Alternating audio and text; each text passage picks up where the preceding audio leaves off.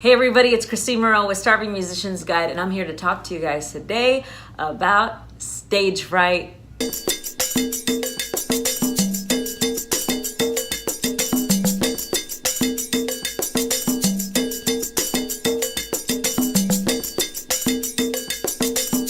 I've fallen on stage.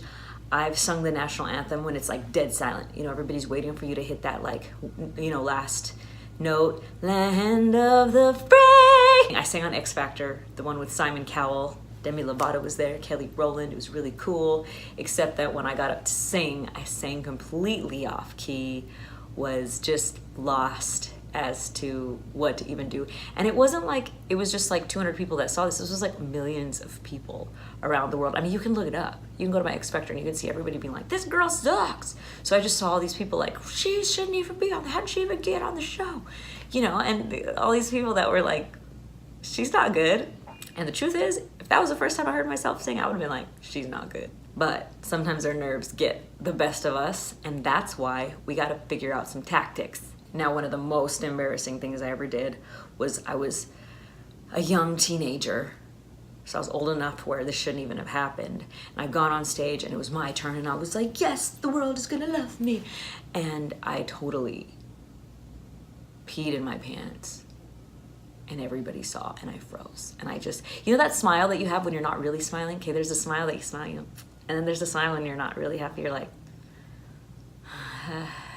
I did that while I was peeing. I was like, and everybody was watching me and it was terrible and I froze and I just stood there on stage until finally somebody came and like dragged me off. And I swear it was like I hadn't peed in like 2 days. I decided to like save it all for that day. It was like, no, we don't need to go to the bathroom. We're gonna save it for 2 days so that we can do it in front of like 200 people that you don't know. And it wasn't like Fergie. I don't know if you guys ever saw Fergie when she peed on her pants on stage. It was just a little bit. No, I like completely, like every ounce of fluid that was in my body was like, bleh. I know you guys wanted to hear all those details. My voice used to shake when I would get nervous. I remember singing Etta James in front of people and I'm like, at last. And I remember somebody in the audience was like, you sound like a lamb. And it was true. I was nervous and I know you get nervous and we're gonna talk about how to fix that. So let's go. Okay, first and most importantly, you gotta practice, and I mean a lot. Like you gotta know your show or your speech or whatever it is like the back of your hand. You gotta practice like hours and hours and hours and hours where you know this like you know the Pledge of Allegiance. So first, make sure that you practice a lot. So once you got that down, check one. Check two, you're on stage, you see all the people, you're like freaking out. So what you gotta do is you gotta breathe first. Breathe, focus on your breathing, don't focus on them. Don't think about what they're gonna think about you. You know, the reality is the people that are watching you want you to succeed. I mean, have you ever been in front of a crowd and somebody's like doing a terrible job and you're like, I hope they're able to like figure it out because this is painful for me. Like you don't really get any joy out of watching someone else like get embarrassed. So the truth is they want you to succeed. So don't think that they're there to judge you. They're not there to like, see what she did that wrong. No, they're there and they hope that you can get it together because they know most of them are too terrified to get up on stage too. So they're actually rooting for you. What also helps me to do is just smile. Just smiling alone, I feel like that just like generates something that makes me start feeling good. I tell myself that I'm excited. I don't tell myself that I'm nervous. Don't say that. Don't acknowledge that. Say that you're excited. And when you get out there, what I usually do too is I find somebody that's really paying attention because not everybody's gonna feel you and that's okay. But if there's a few people in the audience that are really digging you, focus on those people, point to them, you know, talk to them or sing to them, get them to sing along with you, whatever it is. Make sure to focus on those people rather than focus on the people that are not paying attention so much. The last two things are the most important.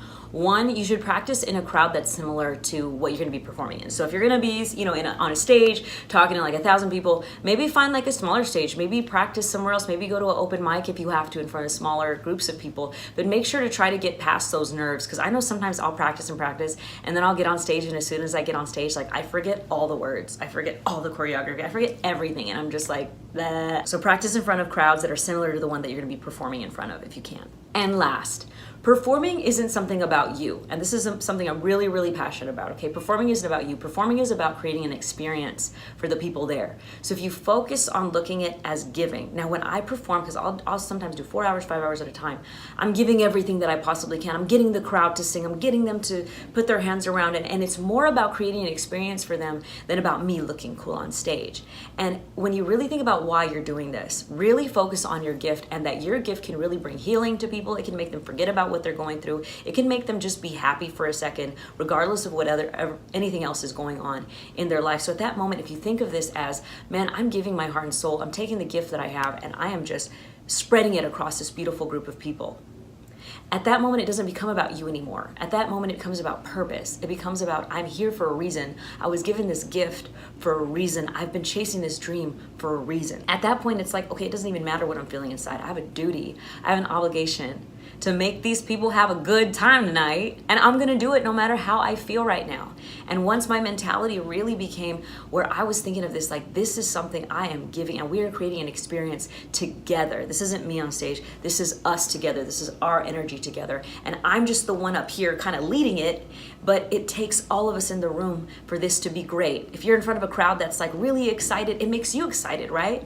If you're feeding off of no energy and you're the one that's like trying to be excited, you don't really have that much energy. So it's really a group effort. So if you look at it as a group effort and you look at it as you giving, it totally changes your perspective, and it changes how you're kind of looking at yourself and putting pressure on yourself. So that's how I got rid of most of my stage fright, guys. Don't expect that it's always gonna go away. You know, sometimes it might stay with you your whole life. Sometimes, you know, for me, sometimes I still get stage fright depending on what it is. But these things that I just shared with you have definitely helped. So good luck, get on with your bad self, and I'll see you guys later. Bye.